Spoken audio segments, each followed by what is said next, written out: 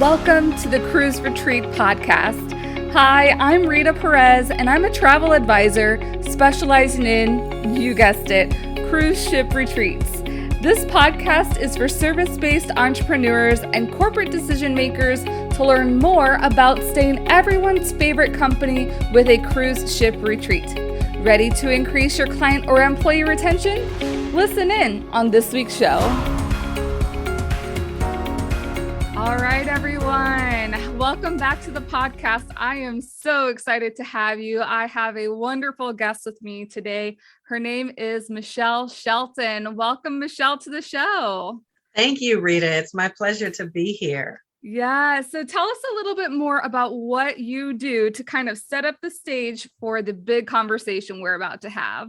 Absolutely. Well, I am CEO and founder of Michele Shelton, LLC, and we are a diversity management consulting firm based in Louisville, Kentucky. We work with organizations across all three sectors, public, private, nonprofit, to really help their leaders figure out, how to get started with diversity, equity, and inclusion so that they can confront and conquer the isms, if you will, that threaten both our humanity and the bottom line. So I have an amazing team that supports me in doing that work, and we serve as sort of a one-stop shop, if you will. So we do everything from initial C-suite training and coaching to prepare leaders to be more inclusive and guide the work within their organizations, all the way to the strategic planning, to the associate development and implementation of some of the strategies. So I am very passionate about this work. I've been doing it both as a senior executive and now, of course, as a business owner for over 20 years, and fully feel that it is absolutely my purpose and my calling.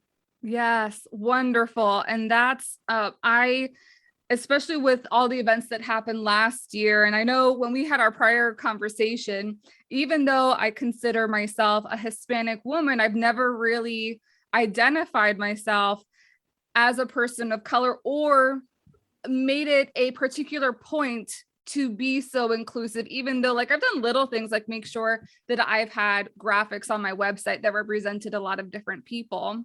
Mm-hmm. And I am trying to be more inclusive now. And that we had a funny little conversation before we started where I was invited to something and there was no diversity. And I was like, I just can't participate in that anymore. I need to put that effort, because it really is effort to changing and moving forward.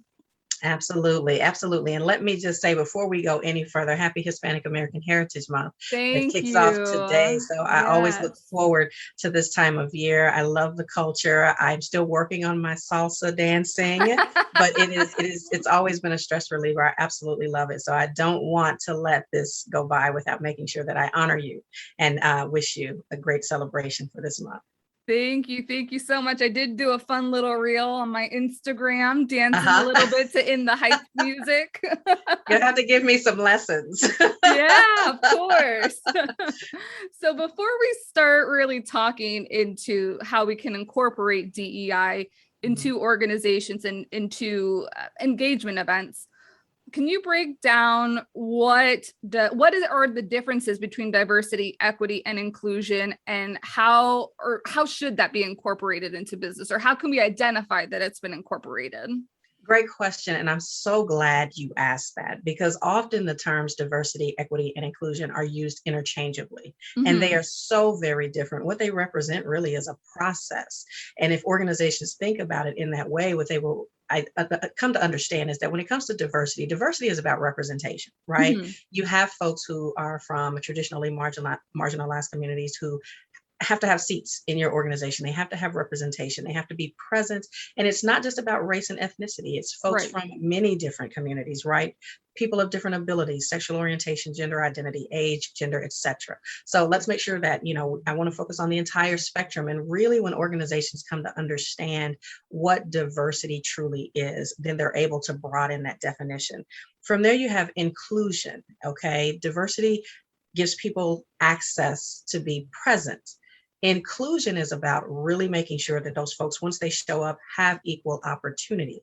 within the workplace, if you will, and that they have the ability to sit at the table and be a part of decision making, that they can weigh in on the culture and what's happening around them, certainly their full employee experience, if you will, in a manner that says we recognize and value the fact that your preferences might be a little different from ours. And we want to make sure that as an organization, we are serving you. And I like to say, keeping the promises that we make, right? Many organizations have mission, visions, values that are beautiful on walls. They're great posted on desks, right? But most of them center around making sure that every person who's a part of the organization has the best employment experience possible. Well, in order to honor that promise and fulfill it, right, it's important to understand who's there and what matters, what they value, and how they are experiencing your organization as an employee. In addition to being included, if you will, and brought into the conversations around how that experience unfolds, equity speaks more to the idea of justice and recognizing that there are systems in place, both in the world, in communities, and yes, they filter into our workplaces, that sometimes do not provide an experience that is fair and as equally proportioned to individuals from underrepresented, traditionally marginalized groups. And organizations take these steps to be very intentional about creating that. This shows up a lot in compensation, if you will. Folks who are performing the same role, not receiving the same pay.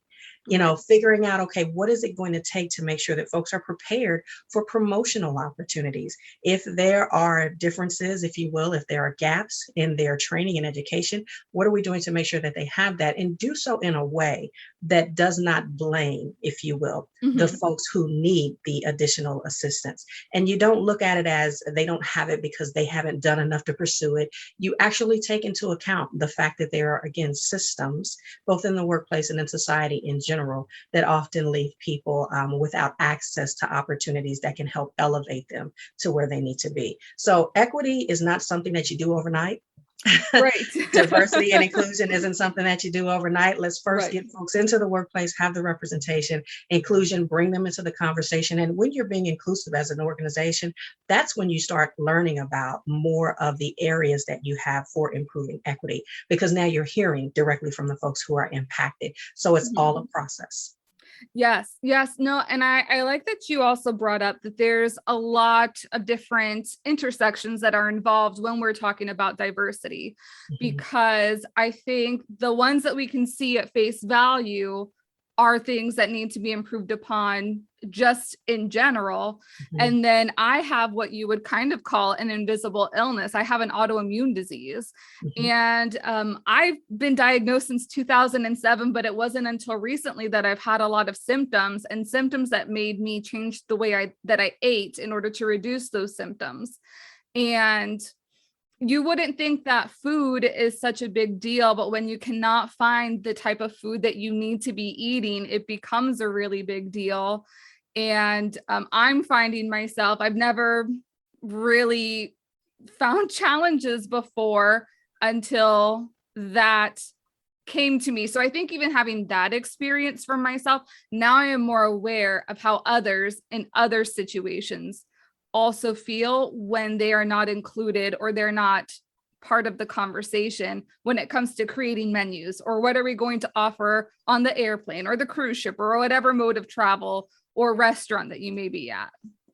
Absolutely. And actually, you and I share that. I'm autoimmune compromised as well. So, and my goodness, I am a foodie. So it is a challenge, right? But what I find is when you yourself are in a position where you relate to being different, if you will, having to be a part of something that isn't necessarily connecting you to the norm or the standard, then you have an additional level of understanding, relatability, and even oftentimes compassion. For those who fall into some of the other categories that are on what we call the diversity spectrum, right? There are a number of, thanks to Garden, Schwartz, and Rowe, we have diversity dimensions that identify all of those different characteristics and attributes that are used to define what diversity really is. And when we take a moment and we step back and we think of ourselves in terms of those dimensions, there are four that identify, everything from personality all the way to race, gender, ethnicity, the things you can't change, to your religious preference, your geographic location, educational choices, all the way up to that fourth dimension of where you fall within your organization. Certainly we have different levels of representation and seniority, certainly in different departments and units. When you think about the fact that there's so much diversity within each of us, then once you begin Right. to embrace that notion, that reality, then it's easier for you to kind of take a step back and say, you know what? All right, let's think about how there are other differences in other folks, Mhm. that don't necessarily have to be a threat or something that I'm afraid of, but I can actually look at this idea of exploring all of these different dimensions in everyone and see it as a wonderful and amazing opportunity and an adventure, if you will, because it's once you start to peel back those layers, we get to really see the truth of who we all are. And we usually find out we have a lot more similarities than differences, right? Yes. Yeah. So, one of the things I was asked once before, after doing this work so many years, how would you sum all of this up? And a quote that I use quite frequently is the true reward of diversity is revealed when you discover the heart of another and recognize it as your own. Oh, That is love that. the best way for me that I can describe what really happens when you truly understand the benefits of diversity. I so love that. I recently attended a virtual conference and the host made it a point to have lots of different voices, and one of the conversations was how they started the conversation was everybody talked about who you could see them as and then Mhm. peeled back all the layers. And I just thought that was such a unique way, and I feel like I want to kind of start more conversations off like that.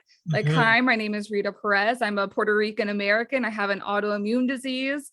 I identify as this and that, because what you were saying, those intersections do bring us together, and it can help me understand, because once I'm aware of somebody else's intersection, I can be like, Mhm. okay, I'm not aware. I haven't like really dealt with anybody who has ADHD. Mhm. What should I know? What should I be aware of to assist them? Like, what visuals or tools can I use to assist you in the planning purposes of things?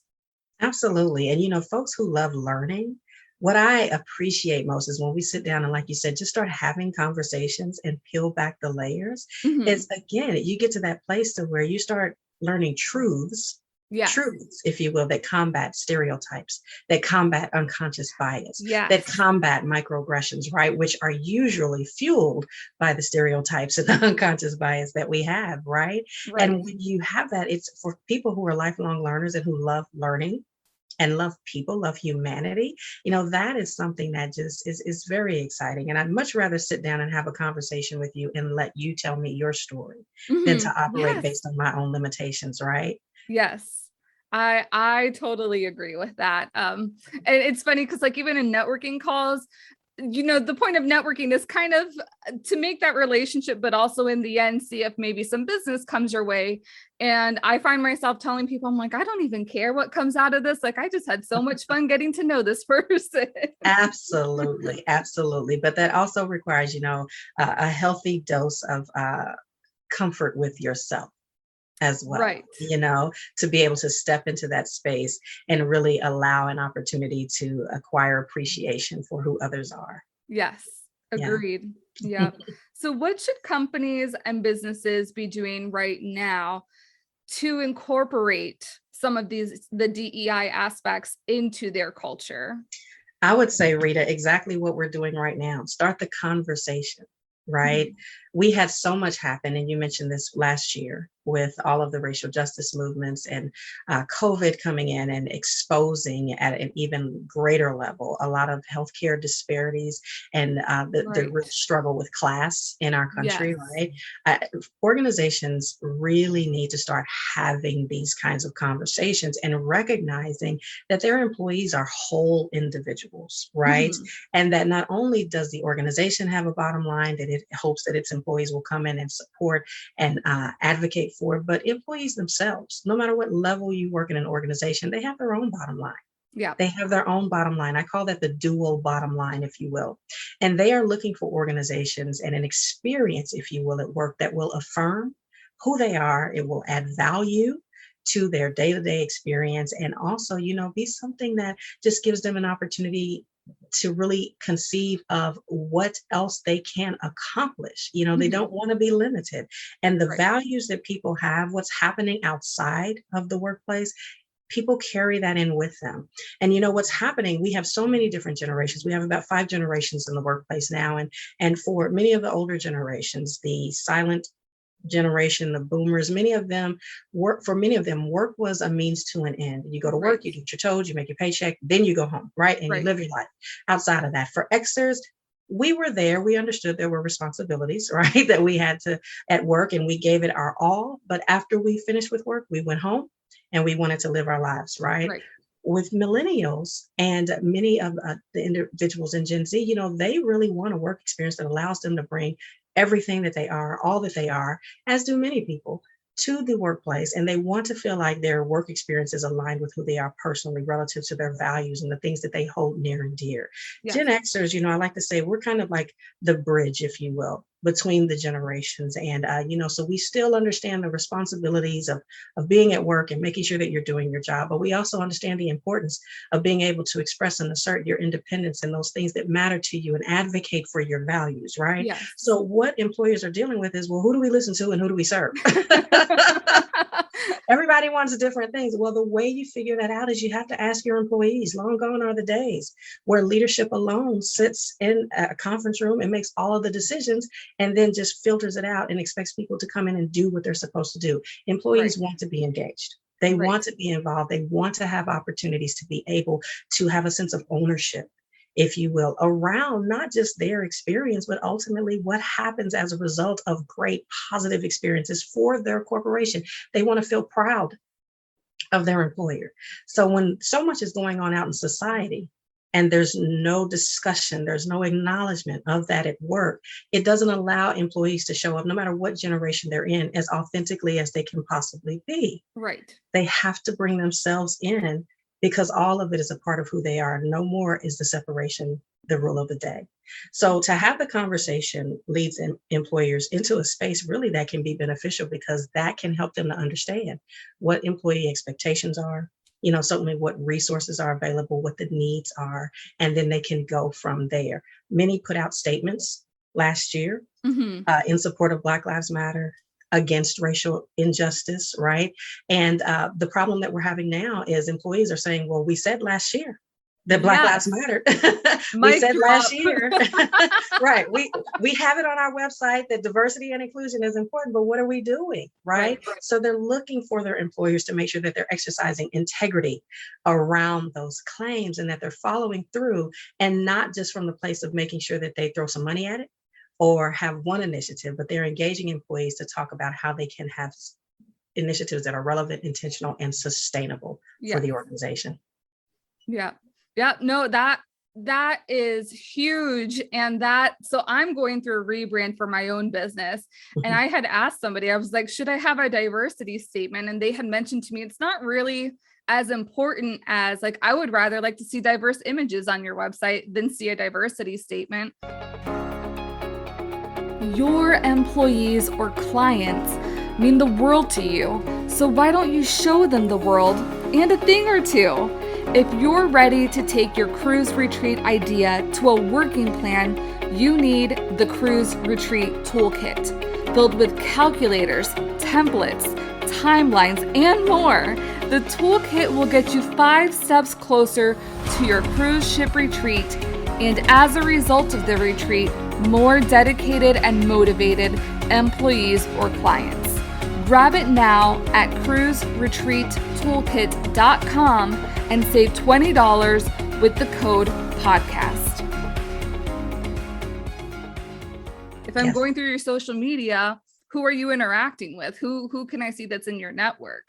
It's really more of the actions speak louder than words. And you're so right that it all starts with a conversation. Because I remember recently seeing on LinkedIn, someone had said, it's so simple to incorporate good culture into your business or into your company. And I commented, I'm like, it's simple, but do the people have the effort? Does leadership have the effort? Because if it's not a priority, they're not going to put the effort into making sure that these types of conversations are happening. Absolutely. So, if I were to give you some steps for what organizations can do right now, like you said, it's not just about what you say, but most important, what you do. Mhm. So, for organizations who are at the place, and everyone is at different stages, let me just point that out as well. There are some who are at the beginning of their journey. I would say start the conversation. Take a look at your organization and ask yourself the question, what would it really mean for us to be diverse? How do we define diversity for Mhm. our organization? For some, it's race and ethnicity. For some, it's gender. For others, it's ability. For some, it's sexual orientation, gender identity, right? How Right. do we think about what diversity is for us as opposed to just jumping out here and snatching a trend and trying to make it fit? It's Yeah. important for organizations to know who they are and what diversity, how diversity is defined and what it means to be inclusive. And Mhm. then from there, you start taking a look at how do you engage folks across all organizational levels in your efforts to be able to figure out, what can you do as leaders to really advance this effort? The conversations that you have, we do something called courageous conversations with our clients, where you request employee feedback. You give them an opportunity to weigh in on what that experience has been like, and that in and of itself can help direct some of the planning that the leaders begin to start discussing so that they can ultimately come up with what next steps might be. Training alone is not the solution. Let me be Right. clear on that. It is a beginning, right? It's a Right. beginning to create more awareness. But ultimately, the real work happens after the training when you talk about, okay, how do we begin to operationalize diversity and inclusion into our organization so that it becomes a part of the culture, not just one more thing that we do? Right, right. And Mhm. and kind of like segueing that in, when we're talking about engagement practices like putting on retreats, Yes. because I'm putting the assumption too, if you're putting on a retreat, you have pretty decent work culture to begin with. You have a really great baseline. But how can companies or business owners make sure that these types of engagement events are also being very inclusive to the different people that are either following them or coming under their wing?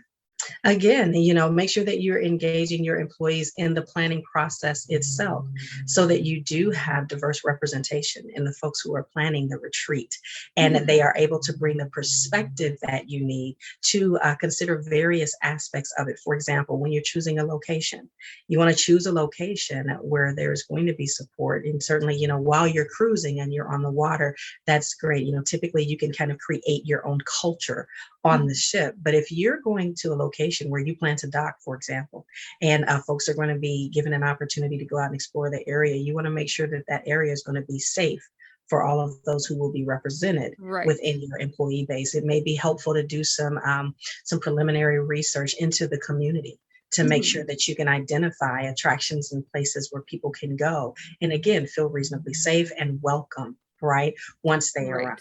Other things that they can take into consideration, you and I were just talking about this, the menu, right? Making sure that the food choices that are there are diverse in and of themselves, because we have so many folks now who have different food allergies and different conditions that affect what meals they can actually partake in. So Right. keeping that in mind. Uh, Content, when you're taking folks out for a retreat, your content is going to be what it is, but what building more engagement and trust and connection within your employees is what happens after we finished up the work, right? Yes. What are some of these social activities that we're going to have, social activities that are going to speak to all of the different cultures that are represented within our employee base, whether it's music, whether it's arts, whatever it is that you're doing, you want to make sure that it's something that will be relevant and interesting to the folks who are there. And again, this is an opportunity where you definitely want to get your folks, your participants to weigh in so that you can hear about different experiences and different preferences and choices that folks have and some of the hobbies that they're engaged in. And I would even say if you're one of Yes. those companies that likes to recognize your superstars and the folks who really make it fun, if you're going to do superlatives, if you will, while you're on the cruise, if you're going to find different ways to just show your appreciation and give them trinkets and things of that nature, make sure that you're looking into options, if you will, that will represent that you are aware of the fact that everyone is not the same Right. and that, people have different interests. One of the things I used to do as a leader is when I brought new people onto my team, I would ask them to go ahead and fill out just an information sheet. And I would ask things like, what's your favorite restaurant? What's your favorite food? What is your favorite Oh. hobby or activity, just to give me some insight so that when the time came for me to recognize my employees for doing something good, I didn't just give everyone blanket gift cards, if you will. I gave them something that was meaningful to them based on the information that they had shared with me. hmm I really love that. And that's also part of why my last C in the 5 C's of cruise retreat planning is captivate. How are you captivating your audience? Because that downtime is just as important as the work time. So what are you doing in that downtime to really get to know the people that have come on board with you? Exactly. And there's nothing better than having an experience at work that you feel was catered just for you. Right. So what I would say is I would encourage all of your listeners, think about how you can accomplish the three things. You want to cruise, that's a given, right? Yeah. But you also want to connect and you want to celebrate. Yes. So focus on those 3 C's when you're planning so that you can make sure that it is an experience that while you may be entertaining a group, people can walk away from it and feel like it was also a personal experience as well, both that collective and individual experience, and you can't go wrong. Yes, beautiful. Well, thank you so much, Michele, for giving me some of your time, sharing some of your insights. How can people stay connected with you? Absolutely. It was my pleasure, Rita. I'm sure this will not be the last time that we speak. I No. mentioned to you, I had a chance to check out your website and see your cruise toolkit. It is an amazing, amazing option for folks who are considering this. So I highly recommend that. And folks who want to stay in touch with me, they can definitely follow up and learn more about the work that we do at micheleshelton.com. Michele is with one L. So that's MICHELESHELTON.com. Perfect. And I'll make sure that I have that included in the show notes so it's an easy link.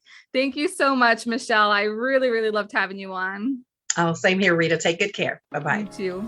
Thank you for joining me on the Cruise Retreat podcast. Please subscribe and leave the show a rating on your favorite podcast platform. And don't forget to take a look at the show notes for important information and links. See you next week.